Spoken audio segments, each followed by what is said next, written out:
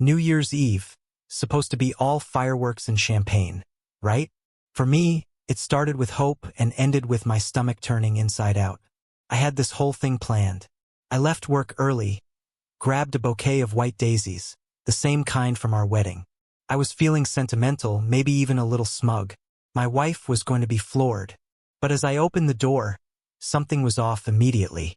The living room was dark except for this dim glow from a corner lamp, and then I heard it. A noise I couldn't place at first. High-pitched, desperate, like someone was hurt.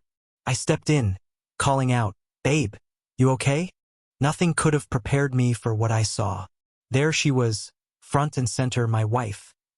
Makeup streaked down her face, lipstick smeared like she'd been painting her mouth with it in the dark. Her hair was wild, like she'd rolled through a hurricane. And next to her, him, my stepfather, shirt open, chest glistening like he'd just stepped out of a sauna. My brain stalled. What's going on? I asked, though my gut already knew. She froze, then scrambled into this weak explanation, her voice all high and shaky like a bad actor in a low-budget soap opera. "Oh, your dad's back was hurting in the shower. I was just helping him, right?" My eyes darted between the two of them. My stepfather was still standing there, smirking, like this wasn't the most insane thing that had ever happened in my living room. Then I noticed it, a streak of something white on her face, glistening under the soft light. It was on her lips, on her cheek. My stomach clenched. No way. I stumbled back a step, trying to make sense of what I was seeing. "You're helping him? Like that?" My voice cracked. She grabbed a tissue, swiping at her face in a panic, but it only made things worse. Her hands were trembling, and all I could do was stare. The pieces clicked together one by one, each one hitting me like a punch to the gut. This wasn't some one-time thing, and it wasn't some weird misunderstanding. I could feel it in my bones. This had been going on for a while. Years, maybe. And as I stood there, stunned, she had the audacity to look at me like I was the one who'd done something wrong. "You're home early," she hissed, her eyes darting to my stepfather like they were trying to figure out how to cover this up.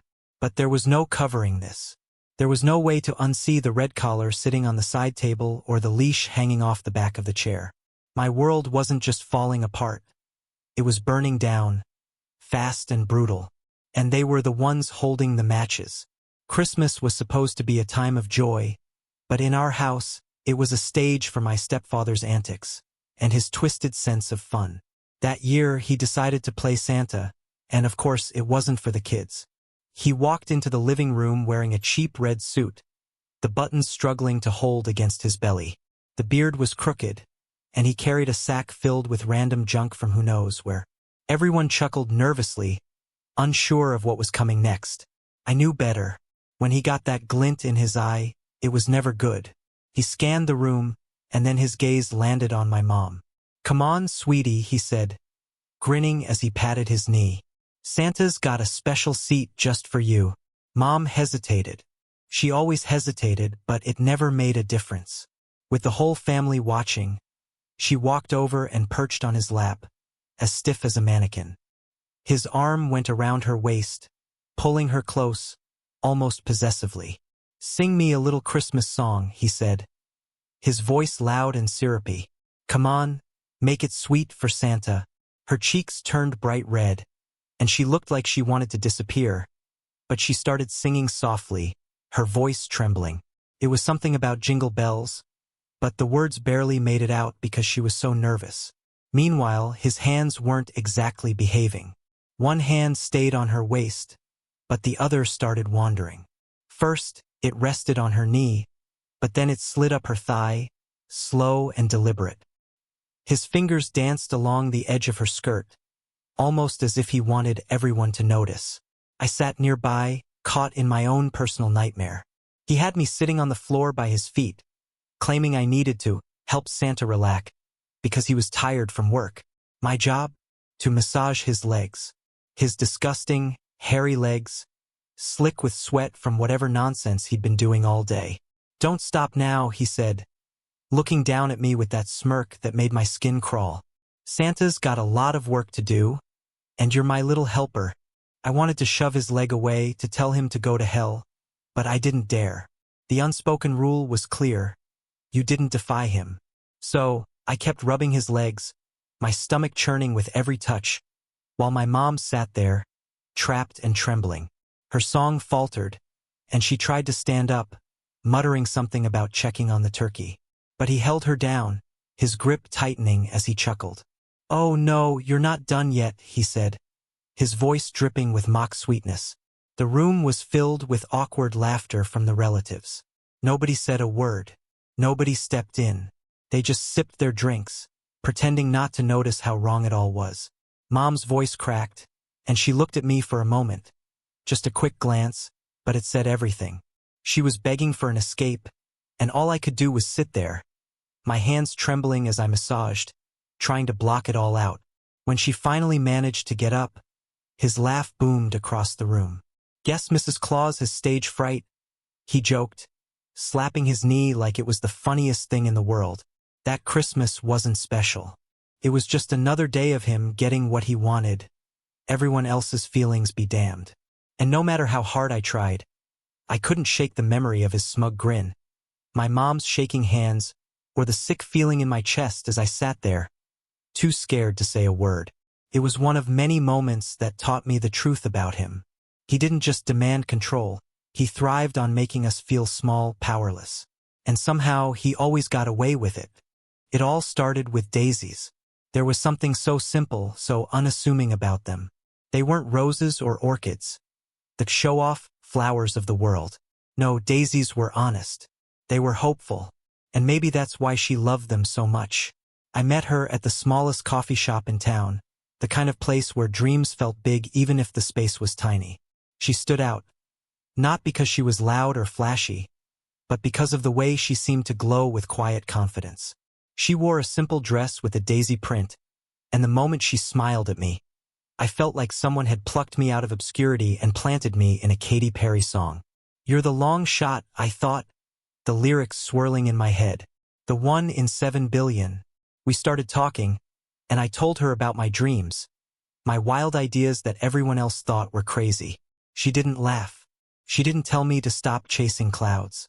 Instead, she tilted her head, looked at me like she saw something no one else did, and said, "Why can't it be you?" It was that moment, her belief in me, her daisy-like optimism, that hooked me. For our first date, I showed up with a bunch of daisies, freshly picked from the edge of a field. She laughed when she saw them, a sound so light it felt like sunshine. "You really do see the magic in things, don't you?" she said. And she was right.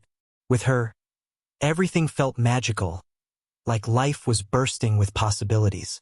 We became that couple, the kind that people either envy or roll their eyes at. We danced in the rain, sang loud and off-key in the car, and whispered dreams to each other late into the night. But daisies have a fragile beauty, don't they? Our love story, as bright and hopeful as it seemed, had shadows creeping in from the start. Looking back, I should have seen the parallels. Like in Andersen's fairy tale Little Ida's Flowers, where blossoms bloom for a moment and wither all too soon, ours was a love destined to wilt. In the story, the daisies told Ida about the secret life of flowers, how they dance at night and fade in the morning. My wife was like those flowers, full of life and secrets. But while I dreamed of building a future with her, she was building something else. Lies and betrayals that would eventually choke the life out of everything we'd planted. I still remember how she pressed the daisies I gave her into a book, promising they'd last forever. "They'll cover me in daisies," she teased, echoing the song. At the time, it sounded romantic. Now, feels like a warning I missed. For years, I held onto that dream. Our house built out of sticks and stones, her laughter filling the halls. But daisies don't grow well in poisoned soil. And when I uncovered the truth, it was like watching them all wither in an instant. But I'm getting ahead of myself. That was the ending. For now, there was just her, the daisies, and a belief that maybe, just maybe, I'd found something real. The wedding had been beautiful, almost dreamlike. She walked down the aisle with a smile that could make you forget your own name, her bouquet of white daisies clasped in trembling hands. I'd never felt luckier. We exchanged vows, danced under fairy lights, and shared a kiss that felt like sealing a storybook ending. Except it wasn't the end. It was the beginning of something much darker. The signs were small at first, little moments that seemed odd but not alarming. My stepfather, Daddy, as he insisted I call him even into my adulthood, hovered too close to her during family gatherings. He'd offer her a drink with a smirk that lingered too long or pull her aside for whispered conversations. She'd laugh nervously, glancing at me like she wasn't sure what to say. And then there was the collar. Started as a joke, or so she claimed. A gift from Daddy after the wedding, wrapped in a box with a bright red ribbon. She opened it in front of me, and her laughter was brittle as she held it up. "A pet collar?" she said, forcing a smile. "Your stepdad is such a prankster," but the tag dangling from it didn't feel like a joke. It was engraved with her name and his address. I should have thrown it out right then, but she convinced me it was harmless. "He's just weird," she said, tucking it away in a drawer. "You know how he is." Over the months that followed, my stepfather's jokes escalated. He started calling her his little pet, always with that same smirk, his eyes glittering like he knew something I didn't. At family dinners, he'd pull out a chair for her and pat the seat, saying, "Sit here, sweetie. Good girl." She'd obey with a strained smile, shooting me pleading glances I didn't fully understand. One day, I walked into the house after work and froze. She was kneeling on the floor in the living room, her hands resting lightly on her thighs. My stepfather sat on the couch, legs spread wide, his hand on her head like she was a dog he was training. "What the hell is going on?" I asked, my voice shaking. They both turned to look at me, and she scrambled to her feet, brushing off her skirt like she'd just tripped. "Oh, nothing," she said too quickly, her laugh high-pitched. Just joking around."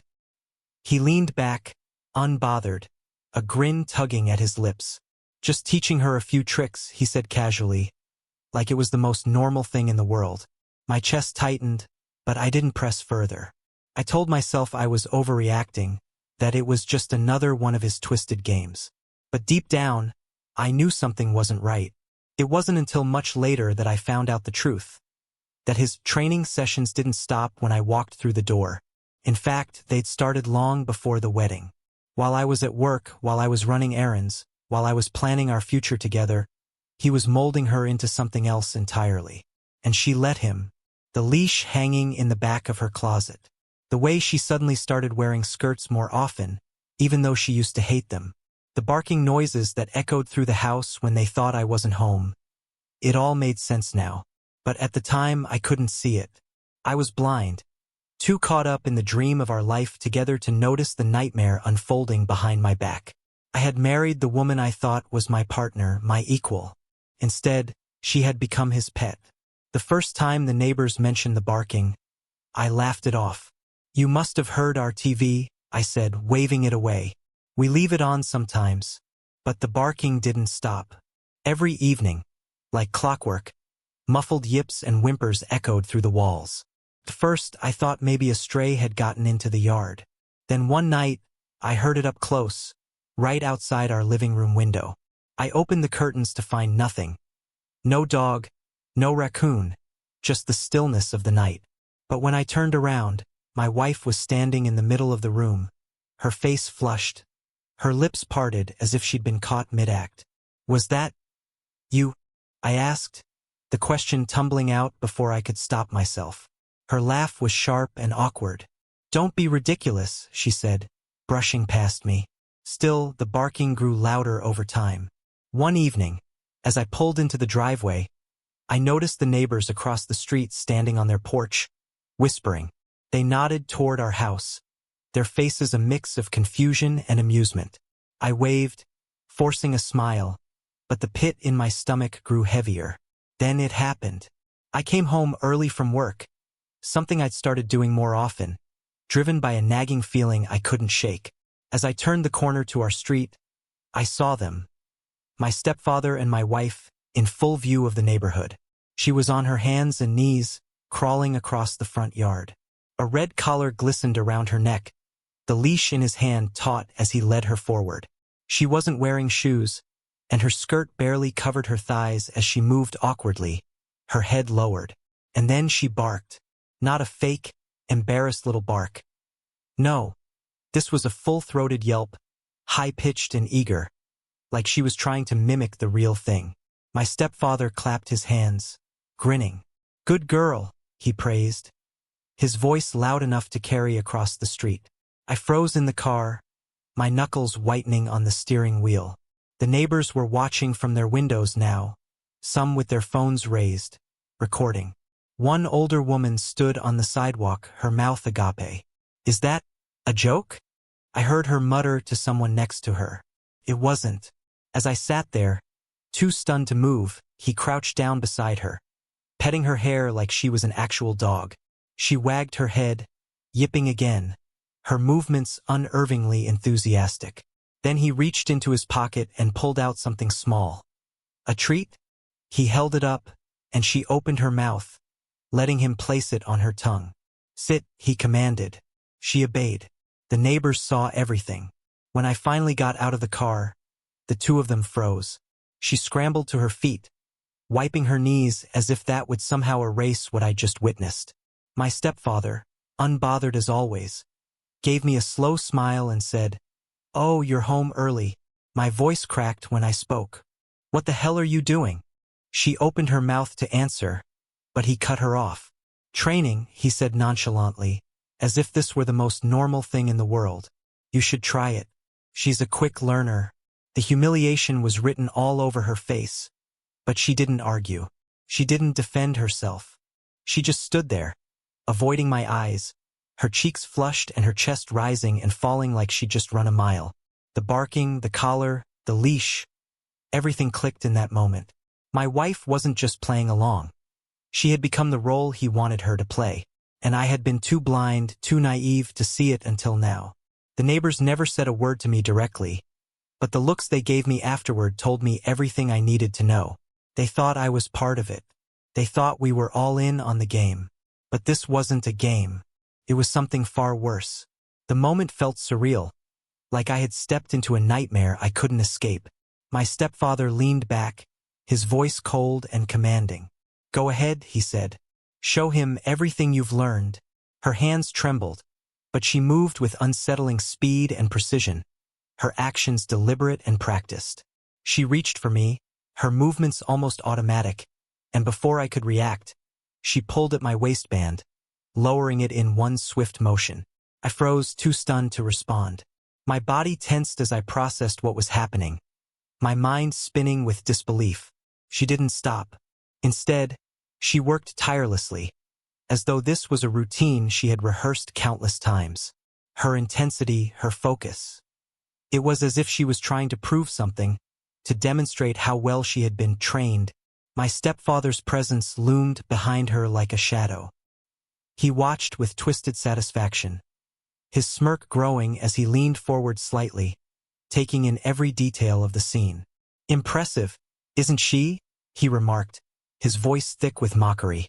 I couldn't tear my eyes away, even as my stomach churned with a mixture of rage and disbelief. She was relentless, her actions quick and repetitive, almost obsessive. It was no longer about me. It was about pleasing him, about showing him that she could follow his every command. Each second felt like an eternity, the air in the room growing heavier with every passing moment. My fists clenched, my nails digging into my palms as I fought to regain control of the situation. "Enough," I finally managed to choke out, my voice sharp and trembling with anger. She paused, her head lowering as though she was waiting for further instructions. My stepfather chuckled darkly, standing up and brushing past me without a care in the world. "You see," he said, his tone almost gleeful. "She knows her role now. You should appreciate the effort." The door clicked shut behind him, leaving us in suffocating silence. She didn't move, didn't speak. Her hands shook, and I could see the sheen of tears in her downcast eyes. "What has he done to you?" I whispered, my voice breaking under the weight of the moment. She didn't answer, but the damage was clear. This wasn't just control, it was a complete unraveling of who she had been, replaced by someone molded entirely by him.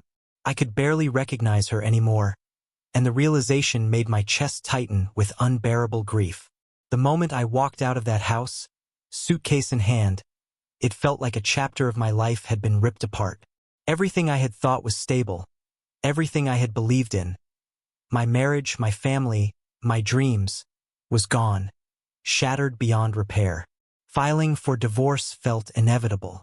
There was no salvaging what we had. The betrayal, the lies, the control my stepfather had over her. None of it left room for anything real between us. But as painful as ending the marriage was, nothing compared to what came next. The court battle over our daughter. It wasn't just a custody fight. It was a battle for her future, her safety. But the system failed me. They saw her mother as the stable one, the one with the house, the routine, the normal life. They dismissed my concerns as overblown, as the ravings of a bitter ex-husband. When the judge handed down the ruling, my heart sank. She was to live with her mother, and I was given weekends. Just weekends. But weekends weren't enough to protect her. It wasn't long before I started noticing the changes. My daughter, once full of laughter and curiosity, began to mimic her mother in the most disturbing ways. She barked at me during our visits, her small voice echoing the very sounds I had heard behind closed doors. She even started calling me bad boy, the way her mother had been trained to address my stepfather. Then there was the Christmas incident. She had spent the holiday morning with her mother, as the custody schedule dictated, before being dropped off at my place. She came running in, clutching a box wrapped in festive paper, her eyes sparkling with excitement. "Look what Santa got me," she squealed, tearing at the wrapping. Inside was a leash, a bright red leash. She beamed up at me, completely unaware of the horror coursing through my veins. "Mommy says I can use it to play with Grandpa," she chirped. The room spun. Couldn't breathe. My ex-wife had smiled when she handed my daughter over. That same eerie, knowing smile she had worn the day I caught her kneeling in front of him. I realized then that she didn't just accept her role. She was teaching it to our daughter. Couldn't let it go on. I hired a psychologist to help my daughter, someone who could untangle the confusion and manipulation she was being subjected to. But even the sessions felt like a losing battle. Each weekend, she would return to me with more of their games embedded in her behavior. So I took the next step. I started documenting everything. I set up cameras during our visits, capturing the moments when she spoke about her time at her mother's house. The barking, the leash, the unsettling phrases she repeated without understanding. The footage was heartbreaking, but it wasn't enough. That's when I hired a private detective. The investigator was thorough, digging into every corner of their lives. Hidden cameras, long hours of surveillance, and countless reports later, I finally had the evidence I needed. Recordings of my ex-wife and stepfather engaging in their so-called games, while my daughter watched, encouraged to join in. When I first saw the footage, I felt sick. It was worse than I had imagined. Every frame a testament to how far they had fallen and how deeply they were dragging my daughter into their twisted world. Armed with undeniable proof, I sent the evidence to my closest friends and allies, people I knew could vouch for my character and help me fight. With their support, I filed a motion to have the case reviewed in court. This time, there was no dismissing me as a bitter ex. The weight of the evidence shifted the narrative. Slowly, the system started to see the truth. It wasn't just about custody anymore. It was about saving my daughter from a life of manipulation, from becoming a pawn in their disturbing games. I knew the fight wasn't over, but for the first time in what felt like forever, I saw a sliver of hope, a chance to give my daughter the future she deserved. The changes in my daughter were subtle at first, almost easy to brush off as childhood quirks. But as the weeks went on, her behavior began to echo the unsettling dynamics I had witnessed between her mother and my stepfather. It was clear, my ex-wife and grandpa were teaching her something far beyond innocent play. It started with little things. One weekend, I noticed she would pause before doing anything, waiting for me to tell her it was okay. "Daddy, can I sit on the couch?" she'd ask, even though she never needed permission before. When I said yes, she didn't just sit. She folded her hands neatly in her lap, her back straight, her gaze downcast. "Mommy says good girls always ask first," she explained when I asked why. The phrase sent a chill through me. I had heard it before from my ex-wife during one of her training sessions with my stepfather. Then came the barking. "Why are you doing that?" I asked her one day as she dropped to her hands and knees and let out a high-pitched yap. "Mommy says it's fun," she replied, wagging her head like a playful puppy. "And Grandpa gives me treats when I do it right." I nearly dropped the mug I was holding. Treats. She was being rewarded, just like her mother had been. Over time, I pieced together the full scope of what they were teaching her. During her visits with her mother, they played games, ones that mimicked the obedience training her mother had endured. My daughter was told to crawl, to sit still for long periods, to respond to commands with phrases like yes, sir, or good girl. If she did well, she got small rewards. Candy, stickers, toys. If she didn't, she was ignored or given what she described as timeouts. It was all a game to her, one she didn't fully understand. But to them, it was something far more sinister. One day, she showed up at my house with a shiny new bracelet on her wrist. "Grandpa gave it to me," she said, proudly holding it out for me to see. It was bright red, with little silver charms dangling from it. But as I looked closer, I realized it wasn't just a bracelet. It was a miniature version of her mother's collar. "What does the tag say?" I asked, pointing to the largest charm. She squinted at it, then giggled. "It says princess, because that's what Grandpa calls me."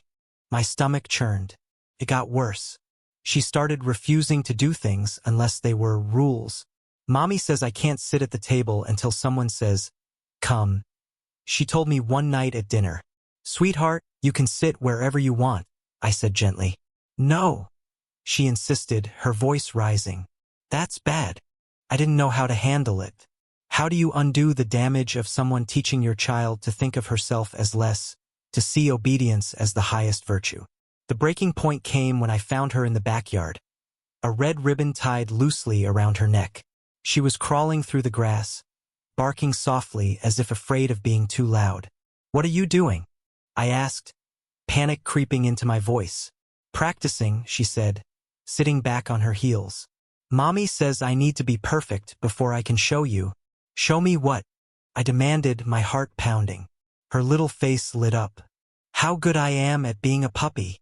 The innocence in her voice broke me. She had no idea what she was being groomed for, no understanding of the implications. That night I couldn't sleep. I lay awake, staring at the ceiling, replaying every moment, every word, every bark. They weren't just manipulating her.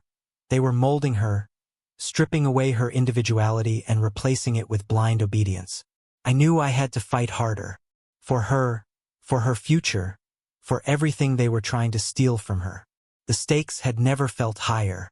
It took every ounce of strength I had to pull myself together after everything that happened.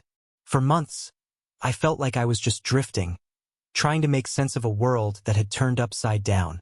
But for my daughter's sake, I had to keep going. I focused on the court case, my work, and slowly rebuilding some semblance of normalcy. Meanwhile, my ex-wife moved on, or at least she tried to. Barely 6 months after our divorce was finalized, she found someone new, a businessman, flashy and well-dressed, with a big house and a bigger ego to match. It wasn't hard to see why she was drawn to him. He had the kind of confidence that could fill a room, and he was more than happy to dote on her. They married quickly, almost as if she was trying to erase the past and start fresh. From the outside, it seemed like she was thriving. Social media was filled with pictures of them smiling at fancy dinners, lounging by pools, and posting captions about second chances. She even announced her pregnancy in a grand, over-the-top reveal. A perfectly staged photo of them holding tiny baby shoes with the caption, "Our new beginning," but underneath the surface, cracks were already forming. Her new husband wasn't as blind to her behavior as I had been. He was sharp, calculating, and far less patient. The stories I started hearing through mutual friends painted a picture of tension, arguments, and a growing distance between them. When the baby was born, things unraveled fast. First, everything seemed fine. She posted pictures of the baby wrapped in pastel blankets, her new husband smiling beside her, holding their child with pride. But then, The rumors started. Whispers about arguments, accusations, and questions about the child's paternity. And then it came out. The child wasn't his. I didn't know all the details, but apparently, a paternity test had been done after her husband noticed inconsistencies in the timeline. When the results came back, it confirmed his suspicions. The baby was fathered by someone else. Her perfect new life collapsed overnight. Her husband didn't just leave, he threw her out. From what I heard, he wasted no time filing for divorce and cutting ties. She was left with nowhere to go except back to her parents' house, where she had grown up. Living with her parents was a far cry from the life she had been trying to build. The glamorous facade she had carefully crafted online disappeared entirely. The woman who once smiled for cameras at expensive dinners was now back in her childhood bedroom, facing the weight of her decisions. It was clear she wasn't the same person anymore. When I saw her at a custody exchange, she looked haggard, her eyes hollow, her once polished appearance replaced by a worn-down exhaustion. She didn't have the same confidence, the same smugness she used to carry. If anything, she seemed small, like someone who had finally realized the full extent of her mistakes. She barely spoke, handing our daughter over with a weak smile before retreating to her car. There was no fight left in her. No sharp words, no manipulative comments. Just a quiet acceptance of the life she had ended up with. For the first time, I felt something unexpected. Pity, not forgiveness. She didn't deserve that. But a small, fleeting pity for someone who had dug their own grave and now had to lie in it. Her fall from grace wasn't just karma. It was the natural result of choices she had refused to own until it was too late. And now, she was living with the consequences one day at a time. The path forward wasn't easy. Picking up the pieces after the betrayal felt like trying to rebuild a house in the middle of a storm. But my daughter gave me purpose. She became the light in my life, the reason to push through even on the hardest days. I threw myself into work, determined to create a better future for us. Starting my own business was a gamble, but it paid off in ways I couldn't have imagined. Late nights turned into small victories, and soon enough, I had built something stable. Something that could give my daughter the life she deserved. At the same time, I focused on myself. I hit the gym not just to rebuild my body but to clear my mind. Every drop of sweat, every mile run on the treadmill, felt like shedding a piece of the pain that had weighed me down for so long. I learned to find joy in small victories. Making my daughter laugh, seeing her excel in school, and realizing that I could stand on my own 2 feet again. She became my greatest inspiration. Watching her grow, smile, and discover the world reminded me that life didn't have to be defined by the past. Even though the memories of betrayal still lingered, they didn't control me anymore. But there was one last thing I had to do. I had waited, biding my time. The evidence I had gathered about my ex-wife, photos, videos, and testimonies, sat in a neatly prepared envelope, locked away until the right moment. I wasn't impulsive. I had learned the power of timing. When I heard that her new husband was questioning the paternity of their child, I knew the time had come. It wasn't just about revenge, it was about justice, about ensuring that no one else suffered the way I had. I prepared everything carefully, sealing the envelope and attaching a note that simply read, "You deserve the truth." Then I sent it via courier to his office, addressed to him but delivered to the sleek, automated system his company used to handle important documents. It was perfect. No one else would see it but him, and I made sure the timing was impeccable. The package arrived on the day of the baby's first birthday, a small New Year's gift to mark the occasion. I didn't expect a thank you note, and I certainly didn't need one, but the fallout was immediate. Within days, I heard through mutual connections that the party had been canceled. Their marriage was in shambles, and the truth had finally come to light. For the first time, I felt a sense of closure. Not because I had destroyed her new life, but because I had taken control of the narrative. No more secrets, no more lies. Now, my focus is where it belongs, on my daughter and the life we're building together. She is my world, my strength, and the proof that even after everything, there is always hope for a brighter tomorrow. This isn't the story I thought I would be telling, but it's mine. And it's just the beginning of a new chapter. One filled with resilience, growth, and a love that no betrayal could ever take away.